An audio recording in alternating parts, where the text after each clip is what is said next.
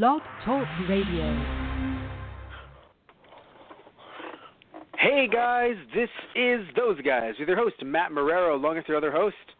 Questioning why he watched this movie in the first place, or the second time, or whatever time this is that Matt had him watch it. Hi, I'm Satish. Whoa, wait a minute.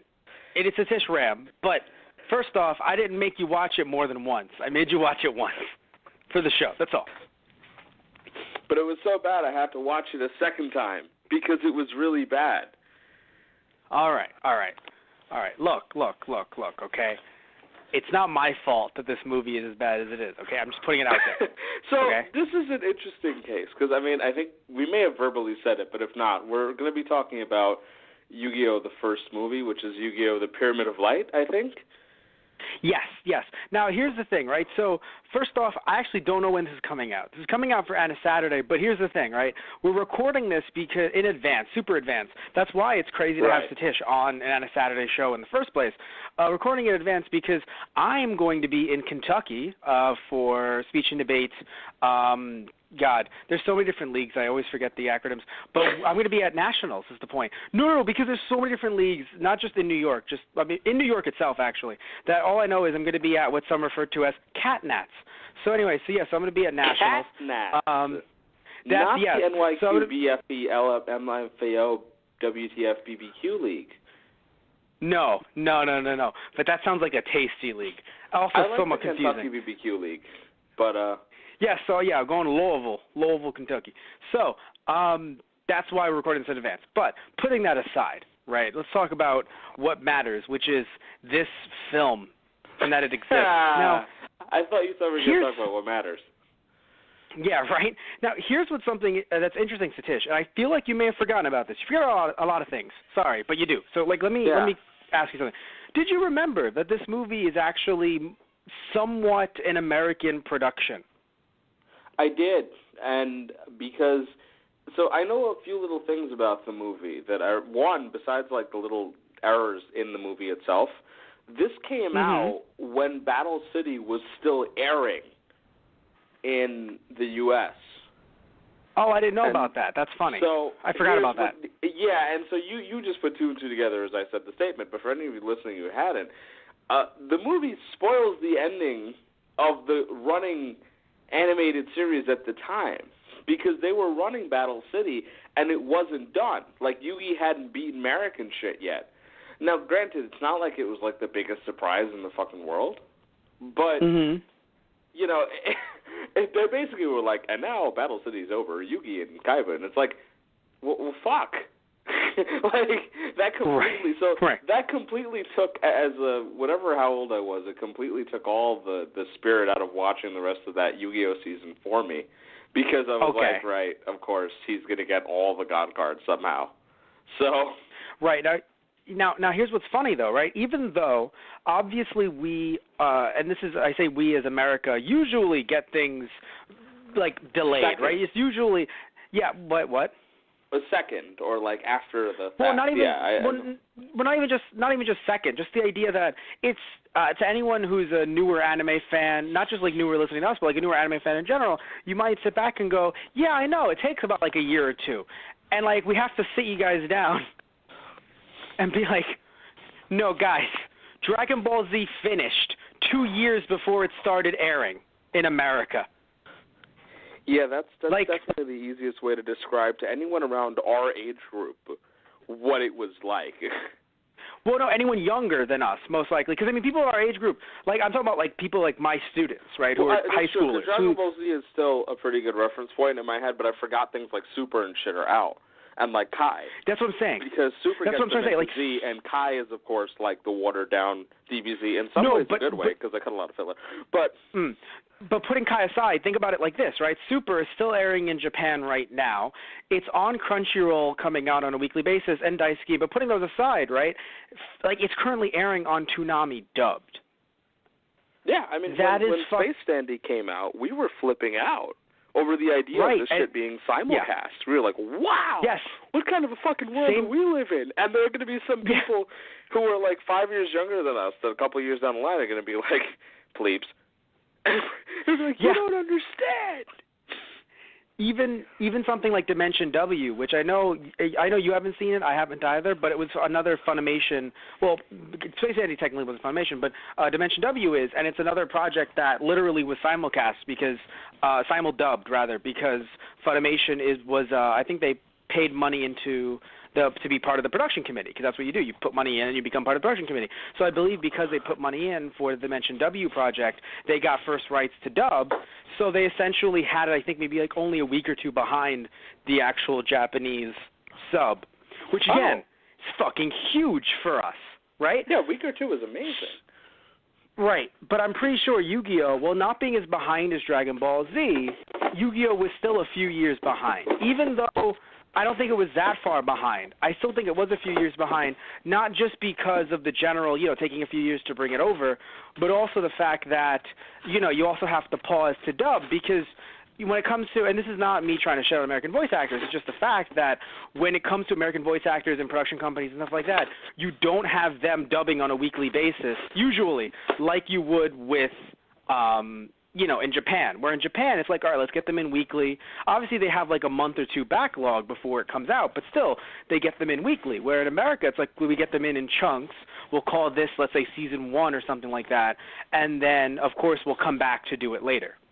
Like, do the rest later. So then there'll be these gaps when it's like, oh, hey, Yu-Gi-Oh's airing weekly, and then they'll have enough to air daily, but then after a while they're airing the same ones over and over and over again, and then it's like, yeah, watch Yu-Gi-Oh weekly like they would in Japan on American shores, but again, you're a few years behind. So eventually, you're gonna sit there and go, can I find it? Yeah, can I see it in Japanese somehow? And at the time, of course, you couldn't, at least not good subtitles.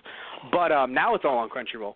But the point is, right, getting back from this rant, is that in Japan, I'm sure it was done at that point. Like at the time this came out, in general, I'm sure in Japan, Battle City was over. Yeah, I'm not sure where they were at the time. I know that they got the movie after us. So. Which that's why it's kind of like funny, because it's not as if this wasn't animated by a Japanese company. It's just that we got it first, right? And it is kind of funny because it was just like, wait, what? Like, how did we get it first? And even though it wasn't, I assume because of how popular it was, I'm pretty sure 4Kids also put money into this. Like, because of how popular Yu-Gi-Oh became, because obviously, I'm sure as everyone knows, even if you haven't seen the show, or you know someone who hasn't seen the show, they understand the concept, right? So yeah, I mean, this made less money than they thought it would, but still enough money to justify it, if I remember correctly. Okay. All right. I thought it made a lot of money, but again, let's look at the numbers. Yeah, because the budget was. This is me, like throwing shit out there. No. You're actually right. This hurts so much. The budget was $20 million, and the box office was $29.2 million. That's U.S. only. But that still it made hurts. some money, but it was like not at all what it. Because like I remember reading an article when I was like not younger, but like a little while back. That talked about how like the Pokemon films were like mega galactic successes internationally. So they thought that this would be of a similar vein and, like, bring in a ton of international money. And it brought in money, but, like, nowhere near the amount that they thought it would. Yes. Now, it's sad, too, because you want to sit there and make, not excuses, but, try to get a reason. Like, oh, what were the movies around at the time? Collateral, The Princess Diaries 2 Royal Engagement, and AVP Alien vs. Predator, which took the number 1 position. So, now granted, apparently this was number 4, though. So even though it's like you look at the top 3 and you're like, what the fuck? It was still number 4. It was also a limited release, if I remember correctly. Okay, so it was a limited release. It wasn't in every theater. But still, in this first weekend, it was still number 4, which kind of does matter when you think about it as an anime movie. I agree. It's also the something idea here of the concept. Fun fact, though. Yes, I want to interrupt you for 1 second because you mentioned Pokemon. Fun fact: it is apparently the third number 3 in a list of Japanese animated films in the U.S. box office. Like to do well. Like apparently, after Pokemon the first movie and Pokemon 2000, it's number 3, as in it did well. So apparently, in America, if you look at it from an American perspective, it's like, oh man, Yu-Gi-Oh the movie. But compared to how much money was spent, usually, like, I'm not someone who says, oh, we need to make double, triple, quadruple. That's always a bit too much. I feel weird when Hollywood's like, oh, we spent we spent $50 million and we only made $70 billion. It's like, well, I'm sorry, guys. Like, we need to make quadruple. How do we, it's like, how do we nickel and, like, it's like, guys, chill, right? But in this case, only $9 million more isn't the best, especially when you're looked at as the anime movie. Yeah, I mean, and Pokemon, again, was, like, ridiculous in the amount of money it made. Now, yeah, I feel like those figures can't be updated because there's no way that that's still the third highest, animated grossing film in the U.S. Well, no, anime. Oh, anime. Yes. Yes, so we're referring to Japanese properties as anime in the U.S., which makes sense because I just saw Your Name, and that film had to have made more than that. But I'm like, wait, no, that's not anime. It's animated, but it's not. Well, wait, what? No, slow your roll, son. Your Name is an anime film, but you're also talking about Japanese numbers. We don't have U.S. numbers on that yet. I wonder, because I saw it, clearly I saw it here in the U.S. Whoa, you saw Your Name in theaters? Yeah. The fuck was I? Huh. When did you see it? Where the fuck? Wait, did you see it with, you told me you were meeting up with one of our mutual friends. Was that when it happened? Yeah, I saw it with her. Oh, god damn it, now I remember. Fuck, you did mention it, sort of, I think. I told you, yeah. I think you did. Fuck. I had to have mentioned it. God damn it, where was I? only talking about it for 2 days because it was so good. No, you weren't talking about it heavily. God damn you. Anyway, what matters is that, well, here's the thing, though. That doesn't mean, again, U.S. success doesn't mean, Japanese success. Back on track, right? Japanese success doesn't exactly mean U.S. success, so I don't know how well Your Name has done in the U.S. I'll Google it as we talk in a little bit so I can get some numbers. Okay. Because you threw out $29 million. So basically, as long as it made more than $29 million. Although, to be fair, in the grand scheme of things, $29 million is actually a lot of money. It is. Against the $20 million budget, not so much, but it's a lot of money. Because I'm sitting there like, could it have made $29 million across the U.S.? Because it was limited, too. And it's hard for me to think about it. Anyway, so it made some money. It was a complete failure, but it was a movie that existed. What I was going to say conceptually about it is that I think that Yu-Gi-Oh! More than Pokemon, it's hard because to enjoy parts of the movie, you need to understand the game and at least have a remedial understanding of what the fuck's going on. So if you don't have a remedial understanding of Yu-Gi-Oh!, the majority of the movie sucks ass to you. And the worst part about it is if you do have a remedial understanding of Yu-Gi-Oh! And you understand the story and the game, the movie makes even less sense to you. Okay, now I'm right there with you. Because I was going to sit there and say to you, well, I don't like to, I'm not a person that likes to, I don't want to feel like an elitist where I'm like, well, then how about you watch the show before you watch the movie? But at the same time, though, Serenity, as far as I know, Serenity is like a continuation of Firefly in a movie. Now, I haven't seen the show Firefly nor ever seen Serenity. But I wouldn't sit there and be like, I'm going to go watch Serenity without seeing Firefly. You know what I'm saying? I'm not going to, I don't know, man. I wouldn't sit there and be like, Fuller House sucks. Oh, well, did you not like it compared to Full House? Oh, I never saw Full House. It's like, what do you mean you never saw Full House? See what I'm saying? It just, so it feel, I don't know, I don't want to be a dick, but I feel like if you're seeing the Yu-Gi-Oh! Movie and you're like, I've never played Yu-Gi-Oh! Before, never even seen the show, and this movie was terrible, it's just I'm sorry? Question mark? It's based around a children's card game that you kind of need to, I don't want to put a barrier around it, but Those definitely wrong, by the way. Because I'm reading a quick article about Your Name here in the U.S., yes. And as of April in 2017, it's made over $350 million in the U.S. So then clearly it's beaten it. I mean, again, this is referring to obviously the source that I could be looking at could be from at the time. It doesn't have to be updated, but clearly it's beaten that movie. At one point it was great, and I'm sitting here 350 is a lot bigger than 29. Although if we're watching the movie, they'd find a way to reverse that with a trap card. And those are U.S. numbers, right?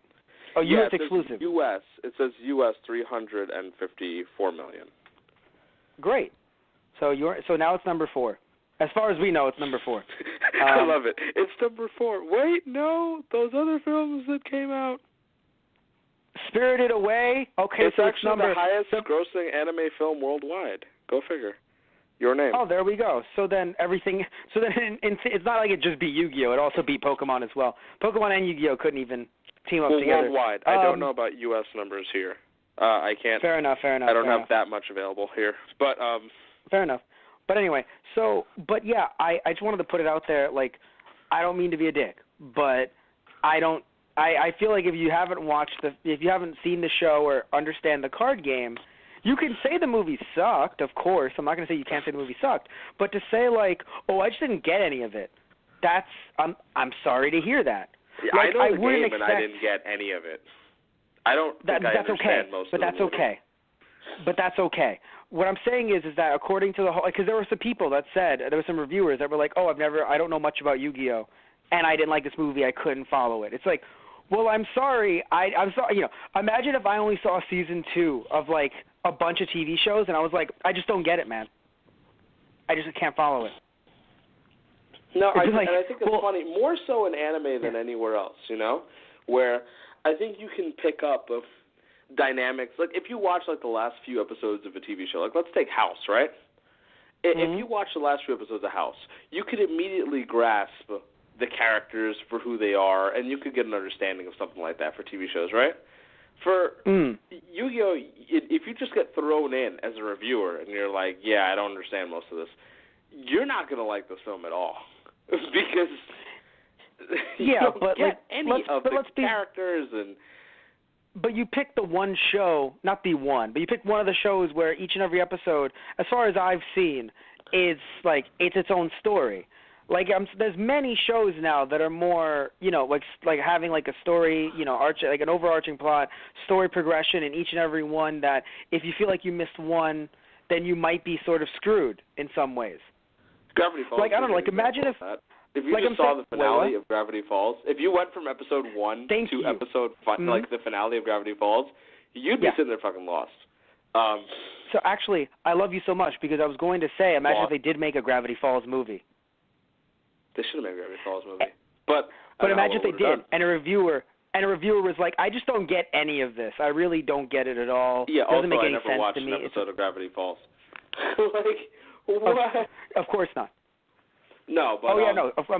I thought you were making a joke that you never did, despite all of our podcasts. I saw a lot of reviews on the movie, because when I went back to watch this movie, I looked up a little bit of it to try to remember, like, okay, let's see what the cultural impact was and stuff like that. And I was laughing at the reviews where it was at like 5% on Rotten Tomatoes, and it was like, oh, if you've never watched the card game or played the card game and watched the show, don't watch this film. And I was like, that's kind of common sense, isn't it? Like, market-wise? Yeah, right. Like, sorry, not to be that dick. And people are like, well, no, it's an over... Like, no, like, if you don't fucking know what Yu-Gi-Oh is, don't watch this movie. That's okay. I mean, think that's common sense. I don't think that's a negative branding. I mean, the only thing that one of the only anime movies that I can think of that I could be like, you know what? People could pick up on this easy. And maybe that is attributed to its success, to be fair, the Pokemon movie. I think if you know nothing about Pokemon, the first Pokemon movie, as long as you're not upset by every Pika Pika, Charmander Char, as long as that doesn't piss you off, you can follow it, I think. That movie was deep as fuck. Yeah, well, I think that also lends itself to it because, like, you can have Pokemon battles without rules necessarily. Like, there was like overarching themes. Yeah. There was an understanding. Yes. Yu-Gi-Oh was silly. Like, what the fuck is going on? You need the rule book, and then even then they kind of threw it away a little bit. Yeah, they don't care about half the things. Like, they violated their own rules. They cheated. Like. Okay, at one point during the movie, the guy summons Injection Fairy Lily and attacks Joey for no reason, which, although it's a, like, comedical thing, it's literally against the rule book. And in Kaiba's duel with Yugi, the part where he hits with the blue-eyed shining dragon, right? He masks wrong. He should have won the duel, which will always piss me off. That's interesting. So now it's kind of funny because you can't blame the dub because arguably the dub came out first. I mean, then again, I don't. They wrote it and fucked it up. Yeah, that's it's so interesting. Remember? Okay, so you just saw this, right? Like you just saw it today. So yes. Okay, so remember the scene where he summons Blue Eyes Shining and he attacks Yugi's sorcerer? Right. His Blue Eyes Shining is at 45. Killing Yugi's sorcerer drops him to like 200 health, right? Mhm. Now, the reason it's at 45 is because, as Kaiba says, it gains 300 for every dragon in the graveyard. So he names Rare Metal Dragon, the 3 Blue Eyes White Dragons, and the Blue Eyes Ultimate, right? So, 45. Yeah. But he also played Paladin and White Dragon in this duel. Huh. To summon the Blue Eyes. Yeah. And Paladin and White Dragon is a dragon. So, technically, there's 6 dragons in the graveyard, which means the Shining is at 48, which would have killed Yugi. So apparently in Japan, this movie had an extra 12 minutes of footage. I do wonder if it actually added in certain scenes that was like, oh, it's out of play. No, and it's shit not. like that. It's not there's nothing. The 12 minutes of extra are in the beginning and the end, I think. Oh. It's plot stuff, but not plot central to the movie. Plot stuff general Yu-Gi-Oh stuff. Okay. There's more detail on Yugi and the Millennium Puzzle and shit like that.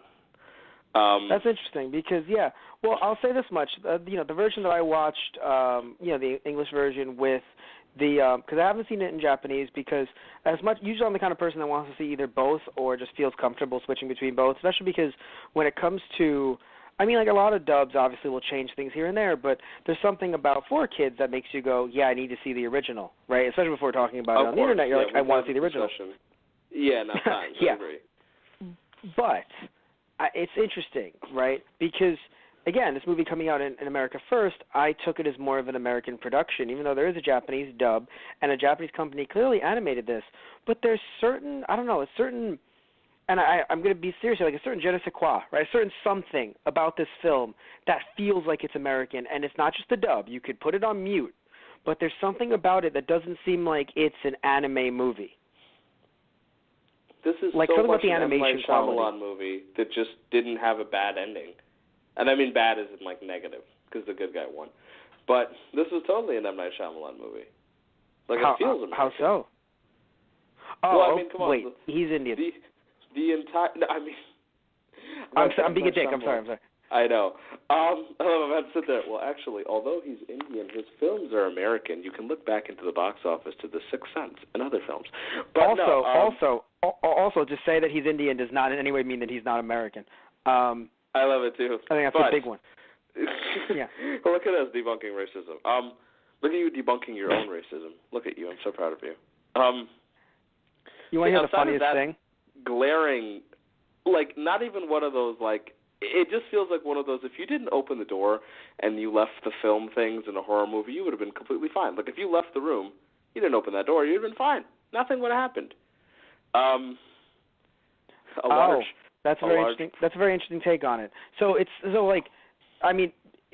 you're saying that the way the movie was set up, in a way, they literally could have avoided the entire problem. Now, granted, it felt like there was some mind control going on, but in theory, they could have avoided the entire problem. Yeah, so it's a weird thing for me because upon realizing that, and the only reason I really look into it is because I was someone who played the card game for a long time, right? Mm. You keep tabs on something like that. You watch a duel and you're like, okay, so this is going to happen. So when I'm rewatching it now, because I definitely wouldn't have caught this when I was younger, right? Right. And Kai was like, yeah, my Blue Eyes has, my Shiny Dragon has this much because of these dragons in the graveyard. I was like, son, you played Paladin and White Dragon. And I looked it up immediately, and then there's people on the internet who play the same thing. It's actually, Kaiba calculated wrong. He actually played Paladin and White Dragon, so his dragons would be at 48. And I'm like, I knew it. That's interesting, though, because it's... how did you what miss I like, though, a direct fuck-up on the effects that you gave? For both dubs, that's what's really funny. I love that it just happened in both. It's not it's a dub error. It just happened. They bend the rules to do whatever the fuck they want. But that's literally just math, using their own effects. Like, you could have, upon rewatching it, you could have changed the fucking effect because you did it anyway for half the cards. But they just didn't care.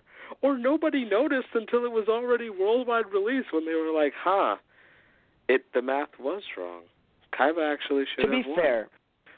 To be fair, I know it should seem like there's a bunch of people watching it to get it ready and keep it going, but to be fair, like, it's, it's a, how do I put this? It's hard to make an anime movie, right? It's hard to make a movie. It's hard to, now granted, I know you're like, but Matt, it's just math. It's not like it should be, and I'm not disagreeing with you. I'm just saying that, like, it's hard to do something like this. Like, it's not like they're just, like, it's not like it's a subbing project. If it was just a subbing project, then I'd be like, dude, what? Like, you really should have looked over this, and then someone else should have. But it's like making the actual thing is a lot different than trying to just translate it. Not trying to shit on translators, but the idea is, we have a translator, then you have someone who should be looking over that translation, and, or at least looking it over, like watching the subtitles, seeing what's up. Same thing with the dub, right? But when it happens, like, I have a feeling with this, they weren't even working with a Japanese script. It was just, let's have you guys just kind of record it, and then we'll have the Japanese record their version and just link the two. I honestly feel like that's what happened. It's just funny to me because it feels like it's a really, like, lame version of, like, a Japanese Dirty Harry, where it's like, I know what you're thinking, Yug. Did I summon 5 dragons or 6? It's like 6. It was definitely 6. Well, that ends the duel then. Oh, my God. Also, one reason why I'm saying, like, talking about why both versions, it didn't feel like they were dubbing over Japanese footage, is because, first off, a lot of their voices sounded different. I don't know if you noticed that. Yeah, they did. And it's not something funny. It might be the abridged watch effect that we have. It actually isn't. So, so it's really funny, right? Because Tristan, you and I have been constantly making this joke, right? Where it's like, oh God, when we watch the abridged version of Yugioh, and we come back to the original feels different and wrong. But it's not like one of those situations. It's actually, I mean, to me anyway, it's not one of those situations because obviously it's like, yes, Teia's going to sound different. And Tristan's going to sound different, and even Yugi is going to sound a little different, right?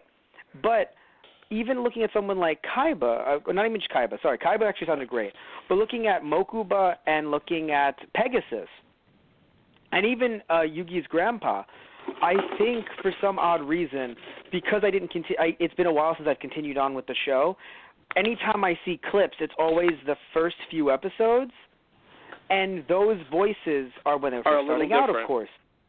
Are a little different when they're first starting out. So, like, you hear early Pegasus, and not like he didn't have it throughout the movie in some ways, but like you hear early Pegasus, it's like, oh, Yugi boy. And then here he's just like, wow, I'm so confused. And I'm like, I'm fucking confused. Yeah, what's with your voice, really bro? Calm. Pegasus is a great example, actually, in this movie. Because he was, like, very calmly voice acted and just, hi, I'm Pegasus. And, like, very confused.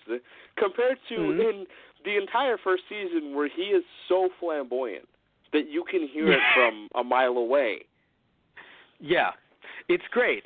So, and same thing with Yugi's grandpa, not so much the flamboyance, but just like when you hear him in the first season, and even I think through like pre-Battle City, and it's kind of like, hello, I'm Yugi's grandfather. Like it just sounds like a bit more British in some ways. Not even just like a joke on like Little Kribo, like doing Yu-Gi-Oh! Bridge. Like I'm being serious here. It sounds a little more British. And then you hear him here, and he's just like, in some ways he's like, oh, I've heard that before, and I'm like, before? No, it's before. Like, what are you doing? You're usually much more like the voice actor is usually much more like I don't know. Like maybe it's because of the fact that he wasn't in Battle City much, so maybe it was like, hey, come back to do something you haven't done in a while, right? Same thing with Pegasus, maybe, right? Because they brought these characters back and they weren't really involved in Battle City, maybe the voice actors hadn't done the voices in a while. But I also feel like it might just be a case of not just that, but them not really. I don't know, there's something about this movie that even like some of the references, right, like Joey's saying like, I'm the Godfather, a card game. I'm sitting there like, that doesn't seem like the Japanese would put that in and then the Americans would be like, oh yeah, let's. No, like I don't know, like we move first on that one. I agree. I feel like we did, yeah. I feel like 4Kids was like, so we're putting this in, and Japan, you do what you must, right? Like Japan, you do what you can with that. But they couldn't. But fix we're gonna the have. math. I wonder. I really I really want to know who fucked up on that math thing. I want to say it's, There has I don't to know, be some something. kind of fucking article somewhere about it, and I want to know. Something tells me, as Somebody an American, knows the one guy who fucked up Yu-Gi-Oh's math, the tell-all story. Something just tells me, as an American, looking at our numbers on like top math throughout the world, I think it was on us. I don't know, man. I'm just saying, looking at the numbers, what are we like in the top? Like out of like all the countries, are we like in the 20s, 30s? I feel like it's on us. I bet it's an American. I'm just putting it out there. I think it's on us. And the saddest thing, too, is if it was someone in 4Kids, 4Kids is located in New York, so it's really close to home. It hits us very close to home, Satish. Okay, it was a little bit too I'm close. Sorry. It was completely me. That's the only reason I That know. makes a lot of... Well, because you were fucking 8 at the time. Makes all the fucking sense. I'm sorry, everyone. Look, now, I was at a 4th grade math level, all right? You can forgive me. Shit. That's why it makes sense. So here's one thing I want to mention, something that I thought was actually, here's a positive of the movie, which might just sound like it's like, are you really going to promote like advertising and marketing? And it's like, yes, I will, because it's a fucking Yu-Gi-Oh movie. So you kind of have to be like, oh shit, this is actually cool that they did that. That they introduced, I don't think this was the first time they introduced Blue Eyes Toon Dragon, but it is the first time that they introduced XYZ Dragon Cannon in the show. Because I explicitly remember sitting there like, I've never seen this. Oh, shit. Are you sure? So I'm pretty sure it's, what? Are you sure? Is it not the first, I thought so. Maybe I'm wrong. I thought it was the first time that Kaiba brought it out. He uses it in Battle City. Well, here's a question. Did we get that arc yet when this came out? I really have to fucking look. Because you have to understand something here. This is why this is even funnier than it might seem on the surface. He uses the letter cannons, rather, X, Y, Z, etc., in his Battle City semifinals duel with Yugi. Depending on where we were in the fucking release, it could have been the same week. I have no fucking clue where we were in Battle City when the movie came out. So which actually could have... That could have been a good setup, too. Again, show it in the movie, show it in the show, buy it. Because I got to be honest, Satish, I really liked it. And I got XYZ Dragon Cannon because I got the second Kaiba deck with it because of the movie. But, what am I going to say? Blue Eyes Toon Dragon was used in Season 1 because... Thank you. At one point, Pegasus it's when Pegasus is dueling Kaiba, and Kaiba loses. No, I know he brings out all the tunes. I just forgot if he brought out... Blue Eyes White Dragon too. He when he's beating Kaiba, he uses Monster Reborn to take Kaiba's Blue Eyes, and turns it into Blue Eyes Toon Dragon, which drives Kaiba up a fucking wall. Yeah, because he's like, you like completely ruined my like dominant monster. And Pegasus is like, but it's cute. So were any of the tunes new in the movie or no? Because there was Gemini. Dark Magician Girl was used in Season 1. I don't know. That's what I'm saying. I don't remember she was. I don't think she was used in any Season 1. Didn't Yugi not even use her in Season 1? That's what I mean. I think it was only Dark Magician and like Dark Magician and Black Chaos. Okay. Until like Battle City. Not 100% sure on that one. Sorry. No, but that's what I'm saying. I'm pretty sure that was like I'm pretty sure one of the tunes was new. I guess it wasn't Blue Eyes. Yeah, but, my heart says Toon Dark Magician Girl is new. Yes. But still, so here's something that I thought at first was a cool thing, and then all of a sudden it completely fucked me over. Because I was telling you, I was like, hey, this movie, even though they cut up some of the duels, already has like 4 to 5 duels, and it's like, it's only, it's like it's not even the full movie yet, guys. Step up your game, show. And then all of a sudden it took the main duel 40 minutes to conclude, and it technically didn't even conclude because Anubis was like, I am naked and angry. And you're like, God damn it. Like, you realize, you're just like, oh, fucking, like, I literally shot myself in the foot. I literally shot myself in the foot. So I was like, oh, hey, guess what, guys? Look at this. And then they were like, actually, never mind. I was getting your live text as you watched it. You're like, man, by the pace of this movie, there's going to be 4 to 5 duels. And I sat there like, oh, buddy, just you wait. Just you wait. Well, there technically were 4. There was Kaiba Pegasus, there was Kaiba Yugi, there was Anubis Yugi, and then there was those other cut-up ones, like I had said. So technically there were 4 to 5, but the Anubis Kaiba Yugi duel was all one duel. Fuck you, that's not true. Kaiba was dueling, and then all of a sudden he wasn't anymore because and then he was Anubis elsewhere. took over the same duel. It's considered a different duel. Dude, if you tagged in someone else, I would not consider that a win for you. Then why or didn't a loss his for deck you. reset? Ah, fucking hell. You know that I'm right. I know thought you were being facetious, but I can win this argument. It's not that you're wrong. It's just like I would hate it if like you tagged in Brandon, no, right? You're and referring to Brandon. Right. This is what I mean though when I complain about the movie. Mm-hmm. If somebody leaves the fucking duel, it's not the same duel. Like you can't fucking in sports, if you fucking pinch hit for somebody, they're not part of the equation anymore. It's gone. It's done. It's over with. There is literally no fucking, like in wrestling, imagine at some point, like the Undertaker just decided, nah, and out of nowhere, Rey Mysterio decided, and I now have the streak. Like he just tags in Rey Mysterio, like, yeah, sure, you can have it, bud. Here. And nobody acts like it's anything different. They are two completely fucking different things. So I have to say this. I was going to move on to something else, but I have to say this because I think Satish just unwittingly did a callback because he has a terrible memory. He has forgotten that on our Those Guys Play YouTube channel, he himself, in WWE 13, created an entrance with Rey Mysterio as The Undertaker. You can go on our YouTube channel, search up Those Guys Play to find it, and check out some of our WWE entrances. And you know what's great about that? What? Ray's eyes actually roll back in his mask during that Undertaker mentions. Oh my God! And Brandon, he not only is he a friend that I met through Satish, by the way. So thank you for bringing Brandon into everyone's lives because he and I are playing Digimon Story Cyber Sleuth. I want to send him at that that point, clip. Thank you for bringing Brandon into everyone's lives as his mother in the background listens. I just want to play that while she's listening, and she's just like, really? Really? I'm like, yeah, this is what I did to his friends. Do you understand that by the end of the month, that's going to be one of the 3 of our ringtones? Just, who's calling? Thank you for bringing Brandon into our lives, into everyone's lives. Oh, it's Brandon, or it's Satish. I don't know which. Or it's Brandon's mom. That twist of fate. Because she gets really upset. Outside of the tagging really pissing me off because it did. That was all one duel because Yugi's deck didn't reset.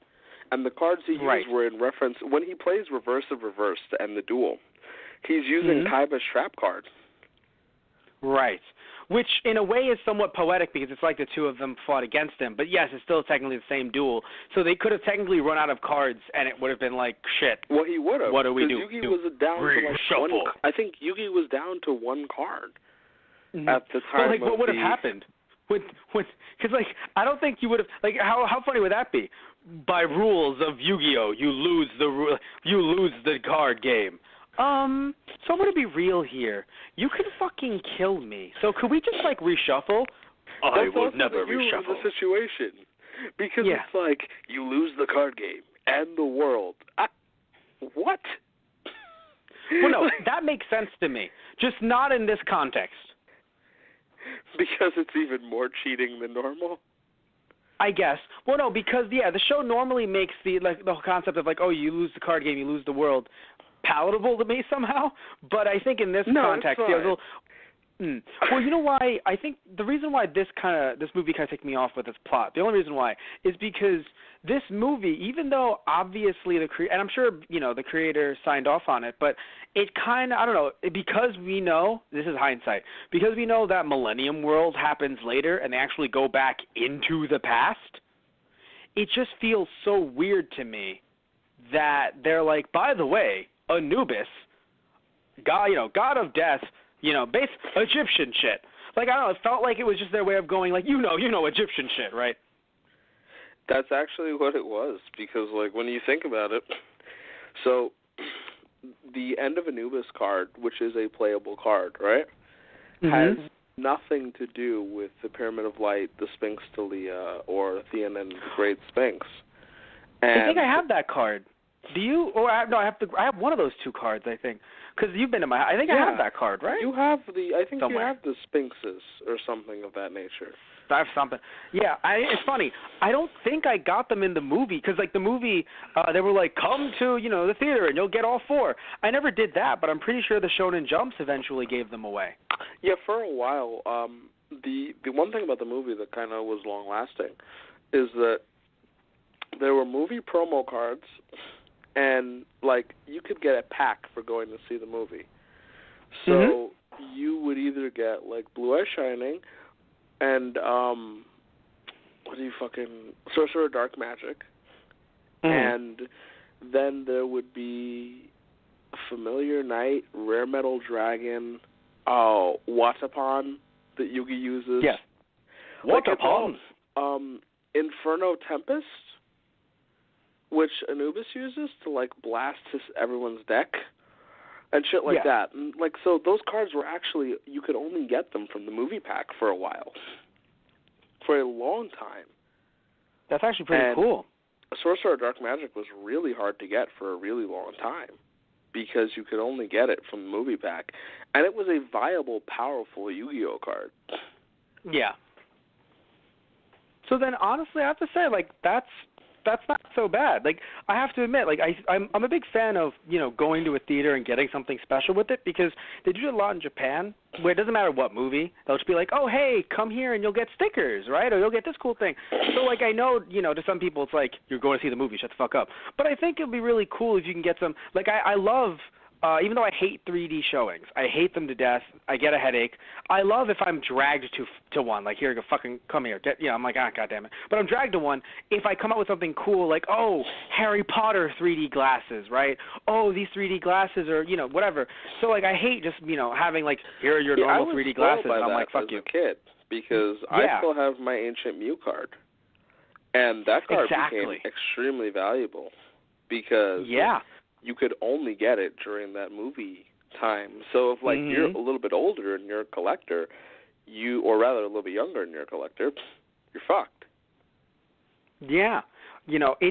It's so interesting, right? So you kind of sit back and you're like, oh, man, that's actually, like, to me, I think that's really cool. Because I never got to see it in theaters. I think I just got it through. I didn't realize that was a Japanese thing. I was, like, kind of hoping. I'm like, this is a kid's thing because I got Ancient Mew for the Pokemon movie, and then I got these cards with the Yu-Gi-Oh film. But you can't think of any other movie you went to, even Disney-related, where you got a cool thing out of it. And I did not. This is true. I mean, and this is not a lapse in my memory. I'm pretty certain I just didn't get anything. Yeah. I'm not saying no movie has ever given away promotional stuff for kids. It's just that the ones that I think of are the ones that either had Japanese, like, versions giving away the same cards as well, or they're obviously trying to promote their products, so they're like, fuck it, give them the cards, it's perfect. And so I think that's really cool. So that to me I love it. The one good thing about the movie is the cards that they've given. Something else that's very interesting about it being an American production, all of the card descriptions and all of the names were in English. And I say this because in the for broadcast, right, whenever the dub was on, it's not like it would be in Japanese, but what they would do is they would kind of just obviously to make it easier, they would erase all of the text. Photo of the card, and that's all they do. You just get the photo of the card. And but it was usually the Japanese photo. Correct. Usually either the Japanese photo. You're right. Usually. Or at the very least, if it was a Japanese photo and they didn't change it, they would erase because I believe the Japanese versions of the show had, like, the rules on it. Not saying they followed it, but I'm pretty sure they had the rules on it on occasion. But usually the dub would just erase all of it. The dub would erase it, just enlarge the card pick, and we'd get, like, the attack defense.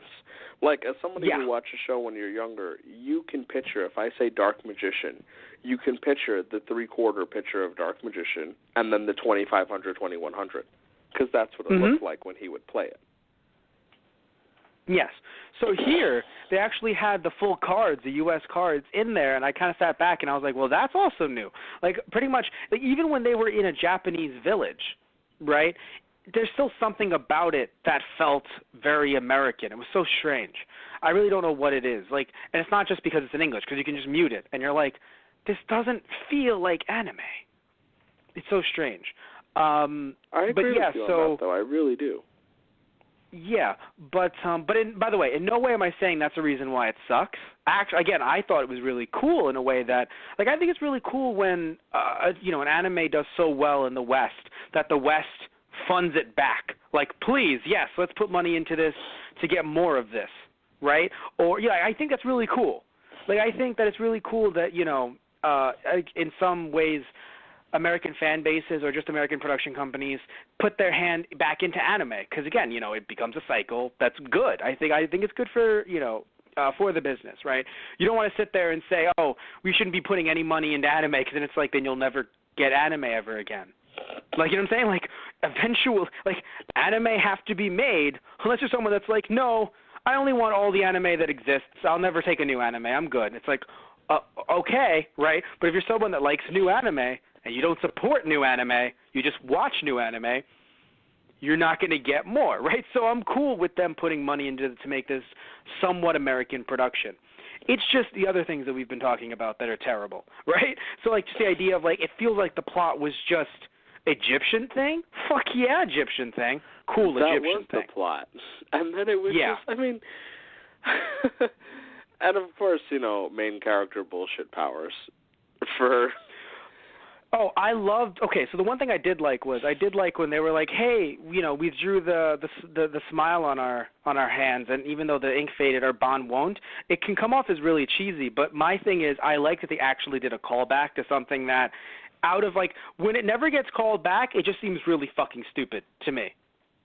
And I feel like it doesn't get called back. I love cheesy stuff. I'm not going to lie. I'm a sucker for that kind of shit. I just don't think it's been called back enough. From what I remember, I feel like throughout the show it's kind of like, hey, remember that time we fucking drew some shit on our hand? That's right, Joey, we did. How could I forget that? Sorry. It shows up in, like, the one clip show episode, and that's it. Otherwise. Well, no, it showed up at least twice, maybe 3 times throughout the show's run, but still not enough. Like, it still feels weird and out of, like, that's not brought up enough. So the fact that they brought it up in the movie, I was like, that's really nice, because even in the beginning, they had that rehashing of Yugi getting the puzzle, which, by the way, infinitely scarier than the anime, and I loved it so much, where it's just like, did you think it was all fucking puppies and rainbows? I'm Satan. Like, it was wonderful. Like, it was, you know what I mean? Like, because in the anime, I think it's really, like, it's subdued how scary it can be. Then in the manga, it isn't, right? But still, looking at both and looking at this, I was like, yeah, that's horrifying. Like, just the way the monsters were all like, we're going to fucking eat you. And then Yugi is metal as fuck, because he's like, I will have dominion over these cards in the future. Yugi's like, it's not the fucking, like, the direct stuff from Japan, because we have some, I mean, Season 0 talks about, like, the Pharaoh is, like, the king of darkness and shit. And that's just a funny thought to me. And you're right. But remember, that's it is. So it's literally just a funny thought, because American movie, just all happy, there was a lot of dark stuff in this, like you said, right? But it's just a funny thought to me. The idea of, like, and the hero is the king of darkness. Wait. Well, I'm sorry. I mean, he's Yami Yugi. He is literally Dark Yugi. Like, sorry. That's what happens when you take, Japanese words and try to make them into loan words. And it's like, no, this is the first time it's ever being used. It's not really a loan word. So you end up having, like, Kami. And it's like, who's Kami? Well, Kami is the guardian of Earth. You mean God is the guardian of Earth. That sounds about right. God. Yes. Love it. No, that's not right. We're going to call him Kami. And it's going to hit you right in the damashi. What? So, yeah, shit like that. So, but yeah, no, it was very interesting. So, just to clarify, you can call it Season 0, but technically it's Toei's season. It's not, because, like, Season 0 would imply that it comes before Yugioh, and it technically doesn't. It has stuff that appeared in the manga, but obviously nothing in Duel Monsters ties into that season. Right. So that season might as well not exist. So Season 0 is kind of like a fan name that people came up with, but just to clarify for people who are like, what, Season 0? It's just a season that's never been released outside of Japan because it has nothing to do with Yu-Gi-Oh! Duel Monsters. And it's the one where right? Kaiba has green hair, if you've ever seen the clips or something like that. Yes, and then he made a comeback. He went into the past, DH himself, became Noah. That's how that worked, right? I assume so. He ate him and gained his powers. Right, yes. But yes, so talking about the movie itself, I think it was very, it's interesting to see the American cards, right? Because it's like, oh shit, again, it makes it feel more American. I forgot to mention Mokuba's voice is another voice that I think got more Mokuba as it went along, but when it first started, I was like, wow, like, Mokuba, you okay? And not like a big brother, like, not that okay, but like Mokuba, like, you didn't sound like you for a little bit there, man. I think the cards for a second, though, before we move on from that. Right. What's funny about that to me is that we got these setups of like, oh, so this is what the cards say in English, and this is what they do. And then they didn't actually do that in real life. I mean, look, that's the biggest callback you could do. It made me laugh even harder because I'm like, you guys give no fucks. But that's the biggest callback you could have. Is by having the cards not. Nothing does what they say it does. But think about it, right? Like, imagine if, like, I don't know, like, look at Pokemon, right? Imagine if they had an entire, battle where it was just like, yes, one will slowly hit the other, and the other one will hit the other one next. No, you want a real callback? Just have them both fighting each other with no sense of direction whatsoever. Boom. That's a Pokemon movie. That's all right. Yeah. But here, it's just kind of like, Also, I would like to add, and this is like another, like, it sounds like an excuse, but I'm still agreeing with you.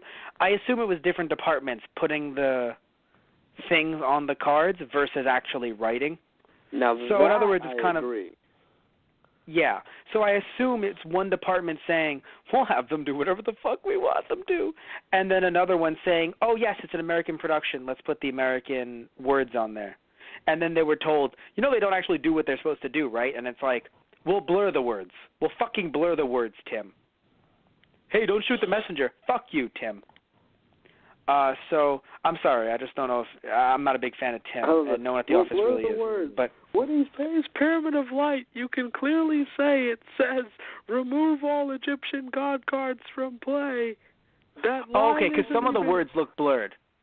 Yeah, and That's they why. did that on purpose, I think. But I think for Pyramid of Light, you can see it basically says something along the lines of like remove all guard cards from play, which is funny to me. Okay. Because that's not even close to what the real card does. Oh, but okay, wait. So it actually so it didn't show the real American stuff. It showed their version. Because at least I'll take that. At least they showed. Oh, but here's the thing, man. I respect them for doing that. I thought that the whole concept was we're going to show what the American, like what the actual card does in real life, and we're just going to go against it. That would have killed me. Because that would have been so bad that I would have appreciated the balls to just do that. Like, Kai literally is like, I play Pyramid of Light, and you can read the card. And it's like, and that gives 100 points to all my monsters. And Kai was like, that allows me to draw cards. And you're like, what the fuck? Also, nobody plays Pot of Greed, so I was really upset. You know what I thought was really funny? Pyramid of Light removes the god cards from play. Also, people. I'm sorry. Everyone else, what's going on here? Yeah, I love it too. It's like, and it steals their souls. We're not at the Seal of Orichalco's arc yet. No, it reminds me of there was a clip from JoJo's Bizarre Adventure where Jonathan Joestar was like, oh, if I remove his lungs, then he won't be able to use his breathing technique. And that will kill him. And it was like, yes, also, other people wouldn't be able to breathe. Like, it's not a God thing. If you do it to normal people, that will also kill them, Jonathan. There was like a Tumblr, like people were just posting like he can't breathe, which will hurt his breathing technique. Also, like that would hurt anyone. It's like saying like his weakness is a bullet. So is anyone's. Welcome to Yu-Gi-Oh. No, but that was JoJo's Bizarre Adventure. But yeah, essentially, yes. Welcome to Yu-Gi-Oh. I think it's very interesting that in a movie that seems to be more American-made, and I know I keep on harping on the American point, but how interesting is it that we barely heard the phrase Shadow Realm? We did get die and kill a little bit, though. A little bit, because it's a movie, so you can do it. A little bit. Like, right. This movie would not, I assume they knew, okay, do we have the TV rights to this? No. Oh, then yeah, put it in. Because I don't think they would air this. If they did, they would edit it heavily in some ways. You can't air it on, at the time it was Kids WB. So it's like, fuck it, yeah, put a little bit of that in there, right? I mean, heck, I'm pretty sure this movie was like, if it was aired on quote unquote TV, it was probably on like the HBOs and the Showtimes and stuff like that. Like HBO Kids or Showtime Family or some shit like that. So yeah, I'm sure they were like, we'll sell it to them, and we can put a little bit of that in there because it's the movie for theaters and on DVD versus it's going to be aired on television, because I'm pretty sure they never ever aired this on Kids WB. I don't think anybody bought the rights at the time.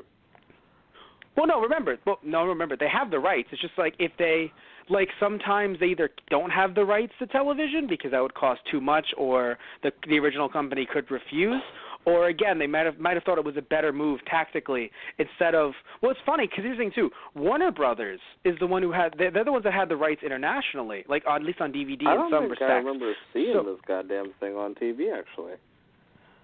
No, so I have a strange feeling that Warner Brothers may have said, well, we're not going to be making money from us just airing it. So they may have tried to put it onto other networks. I don't know if Warner Brothers owns like HBO or Showtime or Cinemax. So they could have made money by selling it to those networks as a movie rather than just airing it on Kids WB, because they own Kids WB. So they're not making money, they're losing money. And I know that the DVD was a big thing because there were cards in the DVD. Really? Because I think if you didn't go to the theater, you could still get cards in the DVD package. So that was a big thing. Oh man, I'm sure rentals must have fucking loved that so much. I don't know how that one worked out. I don't know if anyone who got the new rental got the cards, because they might have. I'm pretty sure they didn't, because then again, if Blockbuster was smart about it, or if the employees were, they probably were like, hey, yeah, all the first ones have the cards. All of a sudden, employees, I don't think they do, John. I'm pretty sure they do, Tim. I'm pretty sure they don't, John. Fuck you, Tim. Tim has fucking 80 cards in his. Fucking Tim. It's always Tim, man. But anyway, so but yeah, so I have a feeling down the line because he sold them on eBay 5 years later when nobody thought the cards would be reprinted, and he made a ton of money. That's the thing. But all jokes aside, I think they would not give them 2 rentals for that reason alone, because either employees are going to get it or the first person renting it will. Why print that many more cards just for rentals? But I know in some places would have booklets or things like that. Actually, it's kind of funny. I remember in the 90s there was a huge huge lawsuit going on because when it came to, this is video game rentals, but still somewhat relevant, when video game rentals, when they would try to rent out the games, that wasn't illegal. But what was illegal was they were photocopying the manuals to put with it. Because they had the games, they didn't have the manuals. Oh. And at that time, in the 80s and 90s, you needed them to live. You couldn't just play a game without the manual. You'd be fucked. Yeah. Yeah. So it was really funny because it was if you have the original manuals, maybe, but you can't photocopy them because that's copyright infringement. Wow. I don't know that. Yeah. So in the same way that, I don't know if they would have enough cards because, again, it'd be we want to order 10,000. We make 10,000 cards for rentals? Fuck that. Right? Just give them the normal DVDs with, the normal box. These are shit that, I feel I wish we could find an answer to immediately. We can't Google that. No, but you know what I mean? When we talk about wrestling and stuff, we can just sit there and be who won the title back then? Oh, it was The Rock. You know? And then we move on. Right. This kind of stuff, we really just don't know. But it's okay not to know. Hey, look, if anyone wants to, you can email us, thoseguysontheradio@gmail.com. If you're watching this through our YouTube archives, you can just comment in the section below of Those Guys on the Radio, search that up on YouTube to find our archives. Or, if you're listening to us through Blog Talk Radio, cool. Right? There's no comment section, really. Cool. Thank you. He searches up on iTunes and searching up those guys. Somebody who has an answer to this. Cool. I would really like to know. Please email us. But it fucking better not be Tim, because fuck Tim. Sorry. Anyway, love it. Some guy makes an email, tim@notblockbuster.com. Hi. not for kidsblockbuster.com. But yeah, so man, this movie, here's the thing, right? So I feel like people give this a bad rap just because it's like, oh, it seems so American and that's why it's terrible, right? Or, oh, hey, this movie's terrible because of its thin paper plot. It's like, one of those things is true. But hey, man, there were duels.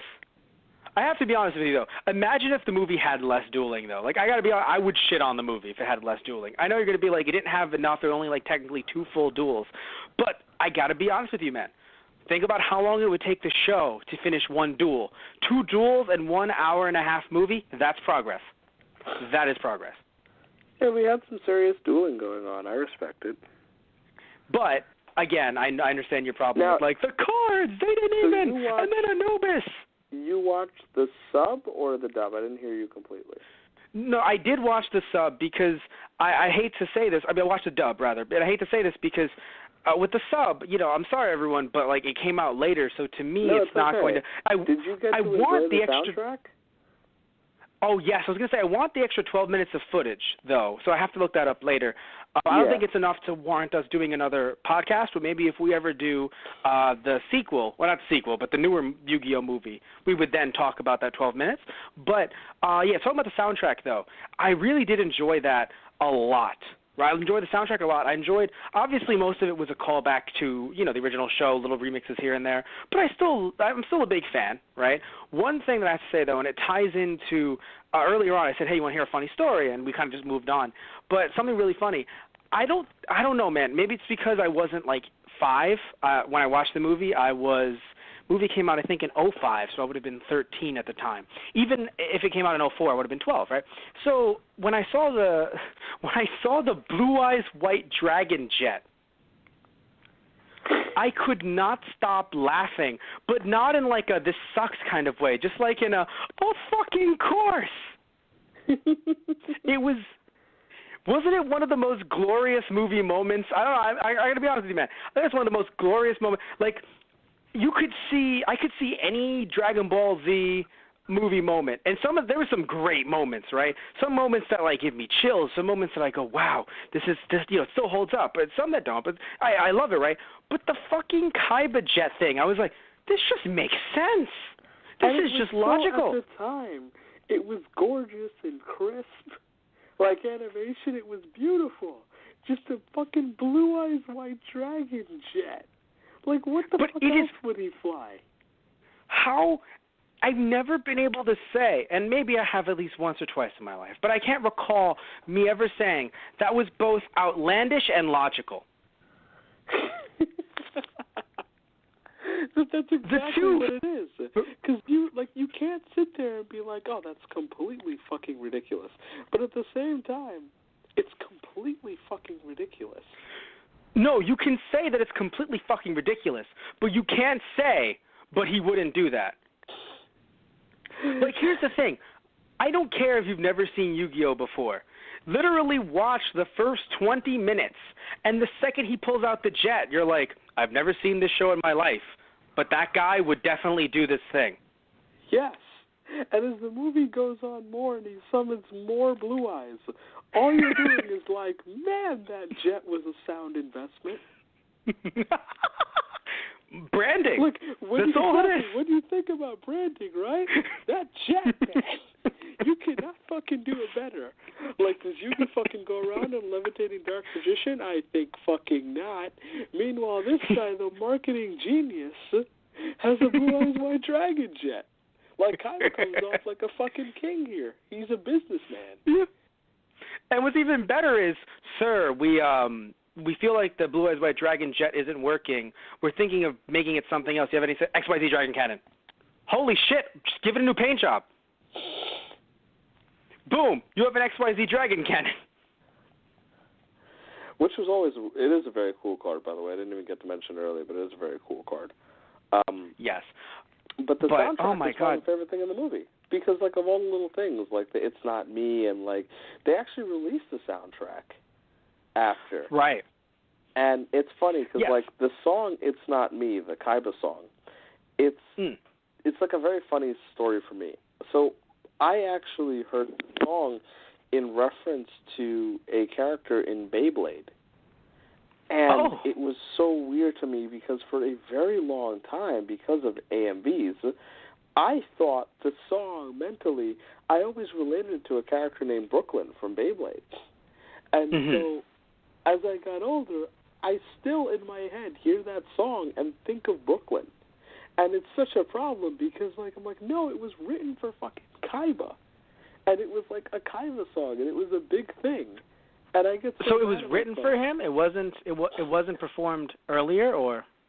Yeah, if you look up the song, like It's Not Me, I think that's or You're Not Me. You're Not Me. You're Not Me. It was written for the movie and inspired by Seto Kaiba's. That's so funny because it both seems like it wasn't written for the movie, but kind of was. Do you know what I mean? Yeah, it's one of those things that's both outlandish, but what did you say? It's both outlandish but logical. There you go. It's both outlandish but logical.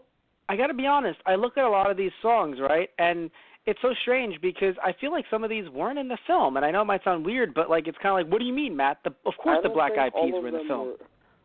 Yeah, I'm like, no, they weren't. In the film, by the way.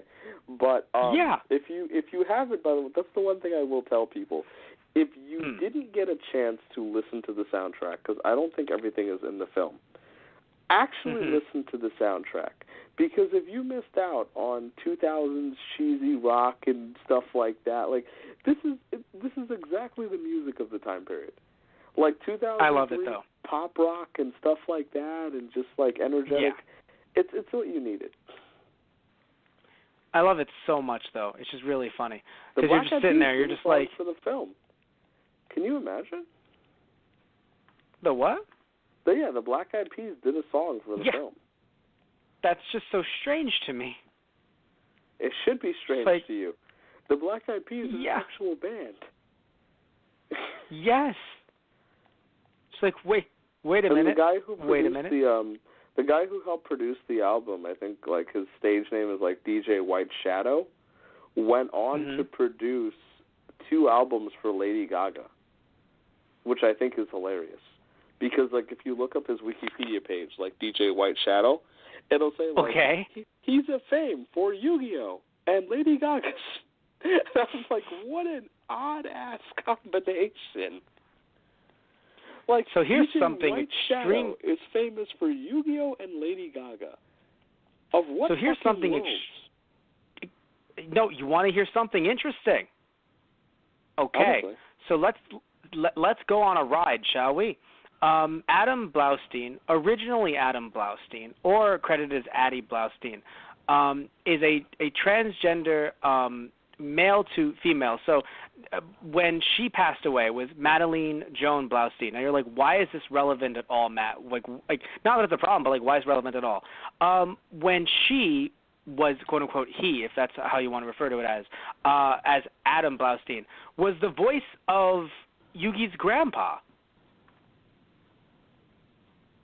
So, because I'm looking up the voice actors as we're talking. So she, as he, voiced Yugi's grandpa over, and then around, and then I guess at the later years of her life, was a gender activist and transgender herself, but sadly in 2008 died of acute stomach failure. That sucks. That is just such a. It's just you're sitting around. You're like, and also by the way, the original voice of Meowth. So I'm just so confuzzled in many ways because this is a story that you would think that I would know or that I would have, and you too would have heard about. Yeah, you're right. Wouldn't this have just made made sense? You're like, oh yeah, I know these things because the community would have talked about it. Yada yada yada yada. No, just I've never heard of this.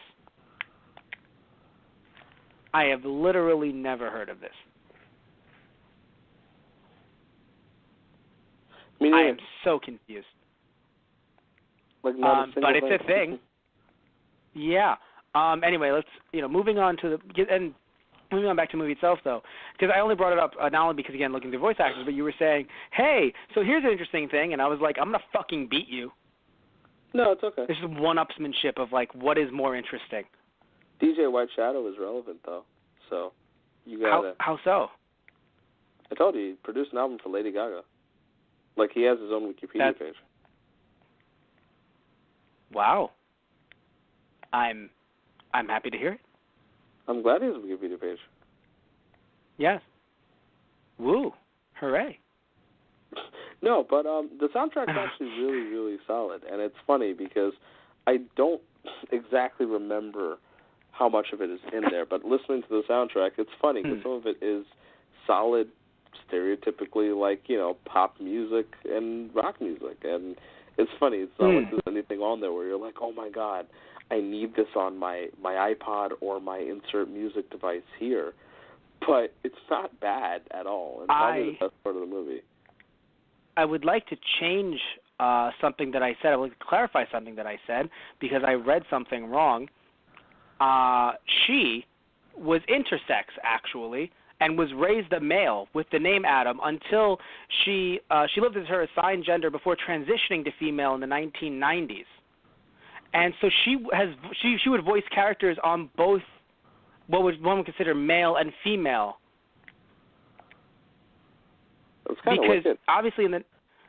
Because obviously in the 90s she would not, like, Yugioh came out not in the 90s.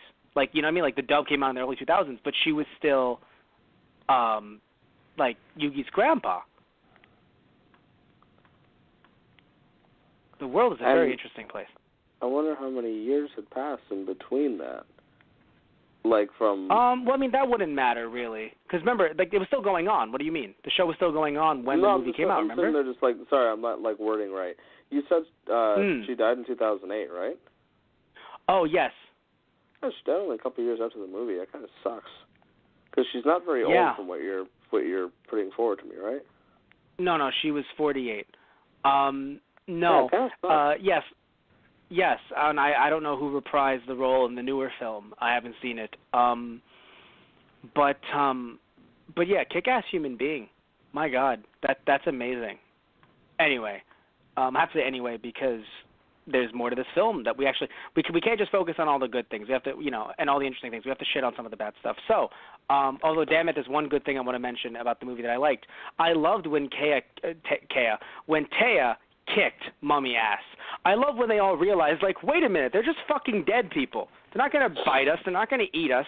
They're just fucking they're just rotting corpses. Let's punch them in the face. And I sat there and I was like, this is a Yu-Gi-Oh that I like. I like this Yu-Gi-Oh. It was fun. That was fun to me. That was fun to me. No, it's fine. I had no problem with that at all. I liked it. There were definitely some parts of the movie that I sat there and felt weird because I didn't hate them. Like the idea of Kaiba Kaiba going to Pegasus and basically saying, like, you created the God cards. I can't win. Help me win. And Pegasus dueling him for it makes sense. Like, that's literally dueling, wrestling is the same thing. It's the idea of, like, all right, you have a feud, let's settle it with a duel. That's what they do. And so, they wager against each other, and Kaiba wins, and that makes sense, too, because he's good and he's motivated. And I loved it, too, because they're sitting there like, but I only made one card to beat the gods. What could possibly... And it's like, the scene in the beginning with the foreshadowing where they're at the museum, Yugi, Taya, his grandfather, and he has that flashback when the prophecy is read. It's so trippy to me. How so? Because I watched the abridged one after I watched the actual movie. And it's funny, because he's just sitting there like, ooh, wee, ooh. I was like, wow, yeah. In the grand scheme of things, if the scene was muted, it seems really freaking trippy. And just really dumb. So here's something that I like about some of the other voice actors, because I know we usually talk about voice actors, and we look at the voice actors in this movie, we kind of take them for granted because we grew up with them. So we sit there and we think, yeah, we know them, but then we don't know anyone's name minus Dan Green, right? Dan like Green. we might know their voices from other dubs from 4Kids, but we only know like, oh yes, Dan Green's voice is, that's Dan Green, right? So it's funny because we don't really think like, oh man, what's going on with, some of these voice actors. So there was a name, the guy that voiced over Tristan, right, was named, listed as Frank Frankson. And I was like, that's a fucking pseudonym. So I checked. Yes, Greg Abbey. I love was it. When, that's a pseudonym. Yeah. Yes. Even worse. No. Frank Frankson the third. No, yes. No, Gregory Abbey, right, was listed as Frank Frankson for some reason. And he's not only been Tristan in Yu-Gi-Oh!, but he was also Yusei Fudo in 5Ds. Oh, so he became the main actor. Oh, shit, okay. And then he was also... 5Ds. I forgot about that. And then he was also Raphael in the 2003 TMNT show. You said Raphael, and I'm like, oh, in the Seal of Orichalcos. Never mind. He's, yeah. No. And he was also a bunch of people in Ultimate Muscle, if anyone cared about the 4Kids dub, which, oh, snap, it sounds like you don't. So, not you personally, just I feel like the world was like, no we're good. Right. You're right, cool. I don't. Right. Oh, and of course he reprised the role in Dark Side of Dimensions, which is nice. Now, you might be saying, one, but right? Matt, yes, but Matt, who voiced over Joey? And it's like, well, thank you, Satish, I'll tell you. Wayne Grayson, who I also said, it's a fucking pseudonym. And it is Vinnie Penna. Wayne Grayson sounds like a really bad play on Batman. That's what I'm saying. I'm like, that's not a fucking real name. Wayne Grayson is not real. Wayne Grayson. No, that's literally Grayson Bruce Wayne. Literally, Wayne Grayson and Dick Wayne have come to save the world. No, sorry, Wayne Grayson and Dick Bruce, or Bruce Dick, I don't know. Bruce Dick. Are you the Richards? No, we're the Dicks. So it's just like... Bruce Dick, hard-nosed reporter, coming at you at 6 o'clock. Wayne Grayson with the news. Damn it, stop. Can you not be 60s Robin? Can't help it. He has to be. I think what's the best... Just Bruce Dick. Why'd you name your kid Bruce? Tell me what name would work, Tim. Fuck you, Tim. So anyway... But, like, what name would work with your last name is Dick? I don't think any name would work. Big? But it doesn't work. It's just comical and accurate. But, so I... Somehow there's another joke in there about the big dick not working but being comical. It's just... Oh, shit. Good job. Good job.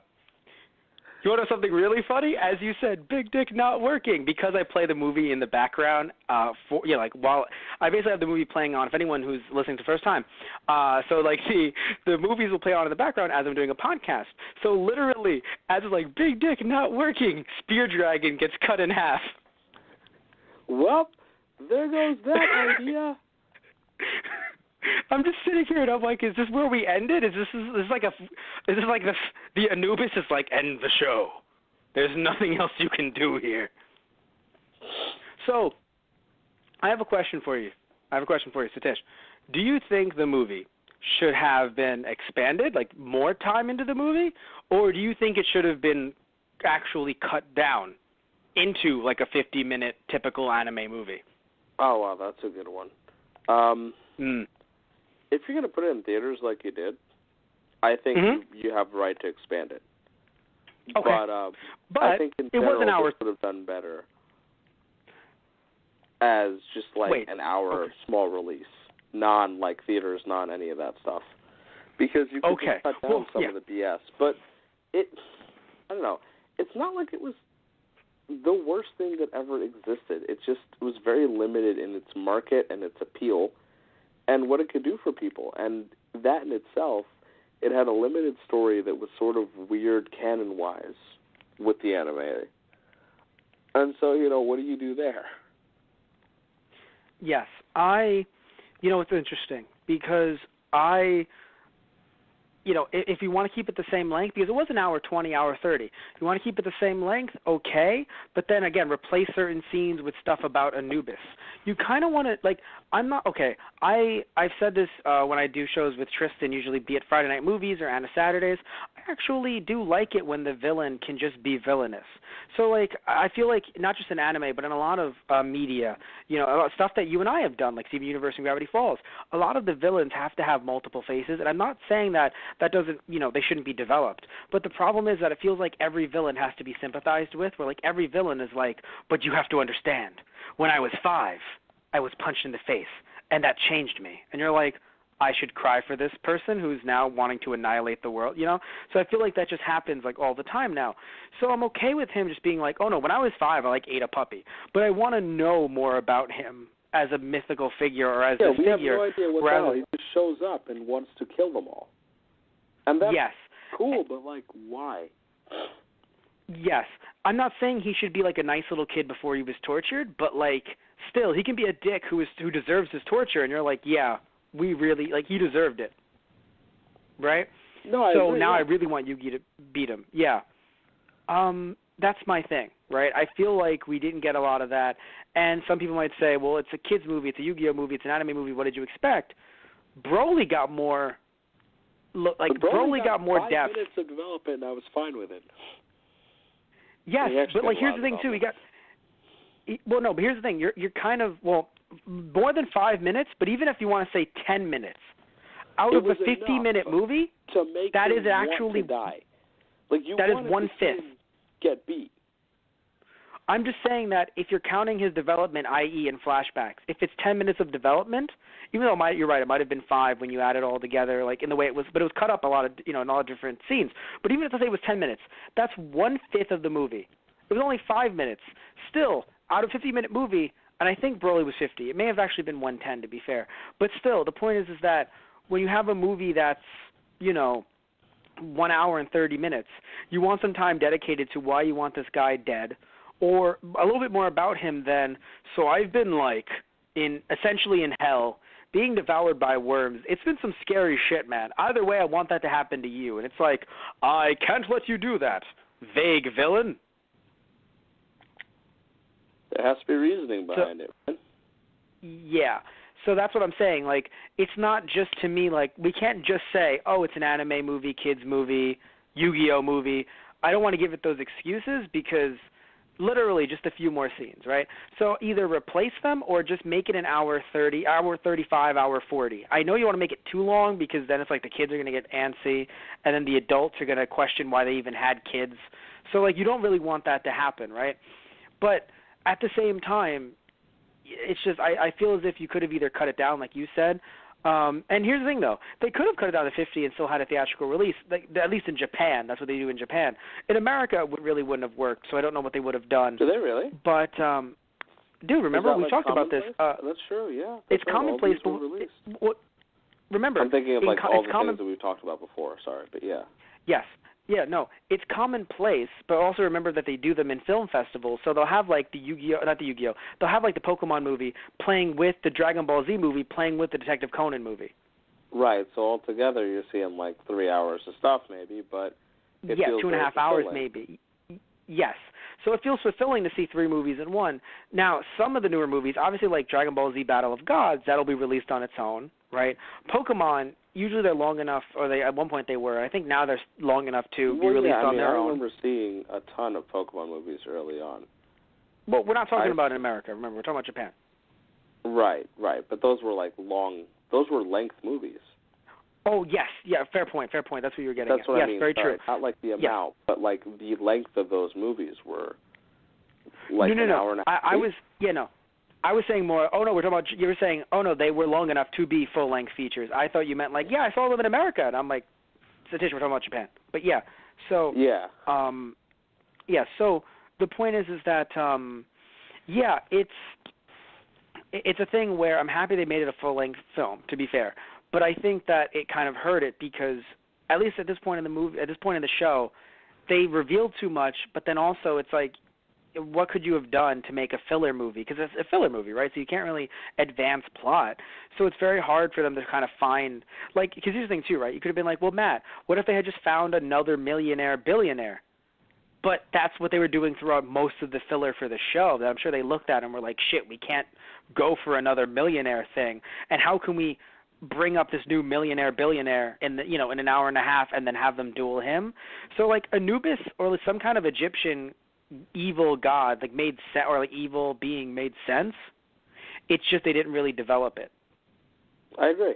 I actually agree with that. Yeah. Yeah, because I don't know what else they could have done. And another thing too, by the way, it also has it was the it was Yu-Gi-Oh's first movie, so it had something to live up to. Because in at least like the Dragon Ball Z, thankfully, it already had all of its movies were already done by the time it was popular here. So they just had to work with what they worked with, and as I'm sure you remember, Satish, even though I know you weren't watching it as much at the time, you may remember that they released most of those movies on Toonami because they realized, even though this is picking up a lot of steam, we're not going to put a 50-minute movie in theaters. They had some limited screenings here and there, especially like in the Dallas area where Funimation is located, but they didn't have big, worldwide screenings because they're only 50-minute movies. Heck, even putting it on DVDs, I'm sure some people, I think including my dad, were like, that's all that's on the DVD for $30, and I was like, yeah. That was like $8. Yeah, right? But it's kind of crazy to think about, right? Like $30 for even if it was $20 for a 50-minute movie. That's pretty crazy to think about, right? Right, and that's all you got dubbed, because there weren't really much going on. Yeah, it's dubbed and subbed, but still, what are you gonna do? You're gonna times it 50 and 50, so it's like an hour and 40. Get out. So, it's like 2 hours of full-length film. Yeah. So, I feel like it's had a lot to live up to because it was the first movie to come out while it was popular. So it's really hard to do. At least in my opinion, it's very hard to do because, you have to, in their heads, they have to think of an American fan base as well. They have to think of what would work there. I don't think they edited things out of one version that appeared in another. As far as I know, I don't think they did that, where in the Japanese version, let's say there's more of, I don't know, Dark Magician's skirt or something like that, because, some of they had edited some stuff out of the anime because that was already made or being made. But in this movie, they had more control, so I feel like it was trying to please everyone, but it ended up pleasing no one. Or it tried to work for multiple markets, and arguably it worked because it made $20.9 million, but I guess, with the $20 million in there. By the way, we also didn't mention that $20 million could also be advertising as well.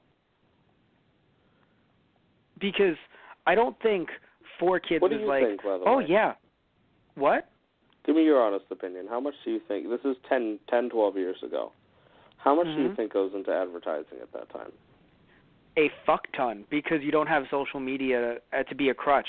Now, granted, social media is also a form of advertising as well, but nowadays, if you put, so let's say you put your ad on YouTube, right? You put your trailer on YouTube.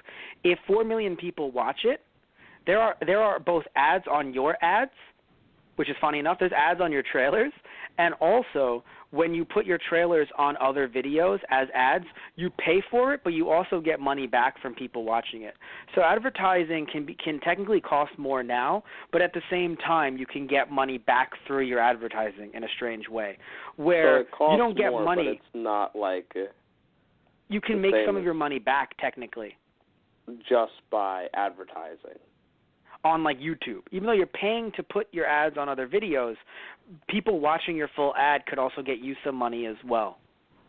That's such a weird thought to me, but Yes, but you see where it's coming from. Because it's all about trying to make... And I get it. Yes. Oh, wow. Yes. Also, I think what makes me more uncomfortable is having an ad on a trailer, which essentially is an ad. So it's an ad on your ad. And you're going to get something for... Wow, that's... Well, you're going to get something for their ad. Yes. So it's basically just corporations making corporations money at the end of the day. But the point is, right, is that nowadays, even though it might cost more to put your stuff on YouTube and Hulu and whatever, you're still making more gain. Because, and again, even if you didn't advertise, if people knew that it existed, the Internet could take care of that for you. Now it can be done in a negative way, but do it in a positive way as well. So, yes, you should be marketing, let's say, your new anime movie. But if people know that the movie exists and they like the movie, they will spread it themselves. Right, and then you're big on social media and you're fine. Yeah, but this is 04, 05. You got to put things on billboards. You got to put things on television. You have to. Thankfully, because I think Warner Brothers had the international rights to release it, they could have the ads on all of their networks and their affiliates and things like that for free. So them putting an ad on, Kids WB is perfect, and that's who's watching your show. And that's where they see it right, because people are watching Yu-Gi-Oh then anyway.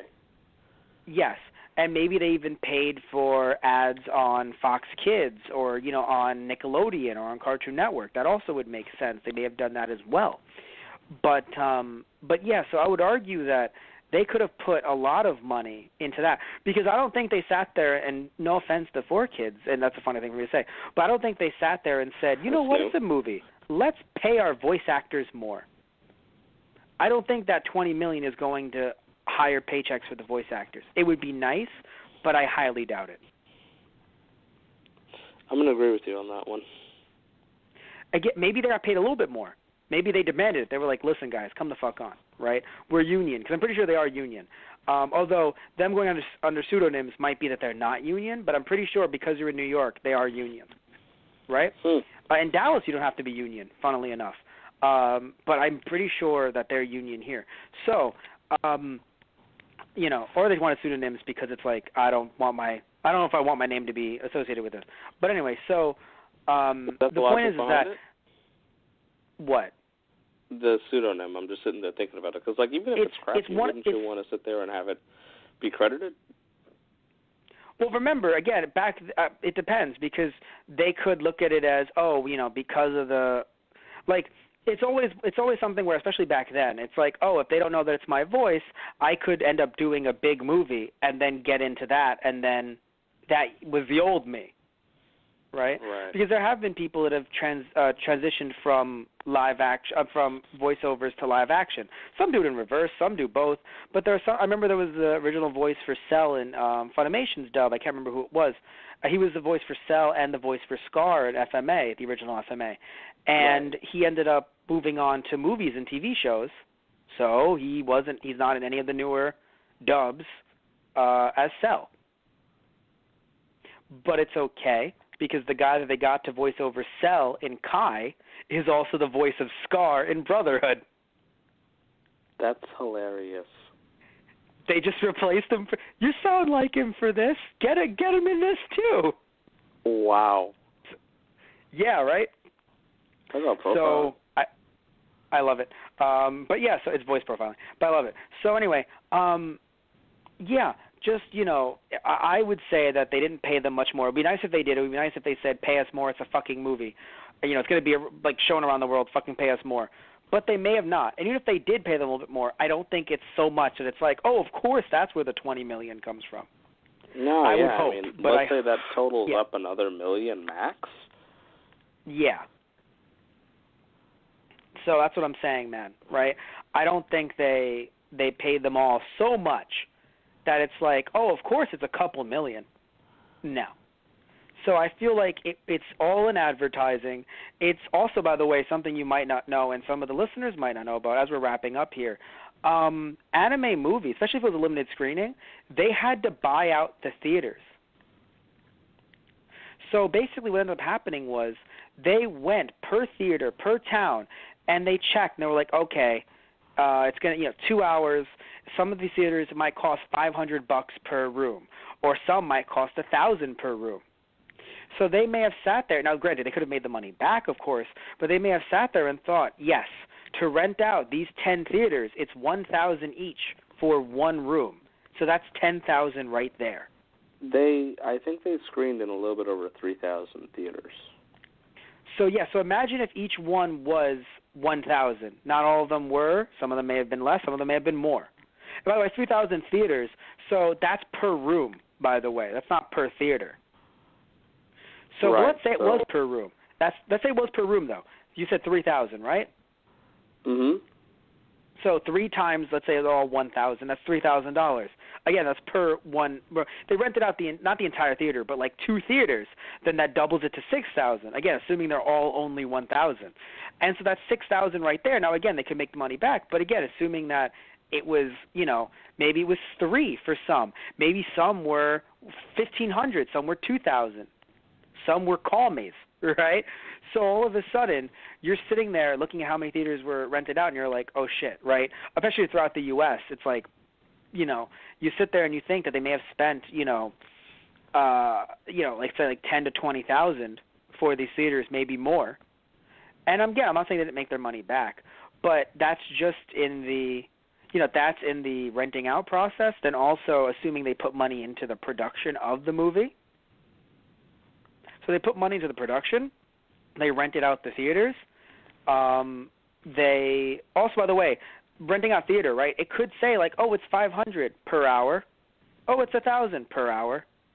So again, 2 hours. Like, so like just thinking of how much could it could have doubled and tripled depending on how many theaters. You said 3,000, but still, depending on what areas. So yeah, like it's limited screenings are not a joke, right? For how much they can cost, and if you're well known, of course you're going to get the gains back, and they clearly did. But 29 out of 20 million, not enough. For U.S. only, not enough. Right. I'm sure they did pretty well in Japan. I would not think that the Yugioh movie didn't do well in Japan. It had to, right? I think. Yeah. But still, for their funny story too. In Japan, it was distributed by Toho, and Toho, if anyone's like that sounds familiar, they created Godzilla, they created all of the like Gamera, Godzilla, Son of Godzilla, Rodan, Mothra, a lot of the movies. Ghidorah, a lot of the movies that myself and Tristan Waltz are actually doing for Friday night movies on this show. And I think yes. Well, funny. I can't say what movie may have come the week because I don't know when this is being released. So I'm just going to be like, the movie was insert movie here, and it was such a good movie from what I believe I've seen in the future. Anyway, so we're wrapping things up, right? Anything you want to say before we, kind of just shut this shit down? No, that's where we are right now. We got all the crap out. Yeah. Thank you all for listening again, as always. Here we are at the end of a show, and I'm just so happy we got Satish back because it's really hard to get him. So it's kind of funny because it's like we have to get you in like, God knows, like 3 weeks, 4 months in advance. When is this being recorded? When is this airing? So yeah, but we have you here, and that's nice. Yeah, it costs like $500 a room, sometimes $1,500 an hour. Yeah, right. I love it. I love $500 a room an hour. Like, wait, so is it both, or do I just, if I pay you the $1,500 but not the $500, do you do the podcast outside? I can do it outside with worse sound quality. Which do you prefer, plebe? 2,000, it is. But right, it's like for 2,000 it is. What if I just paid you the $500? Then I'm in a room, silent. There's no response. Well, shit. There's no response. I asked if he was silent. Ah, shit.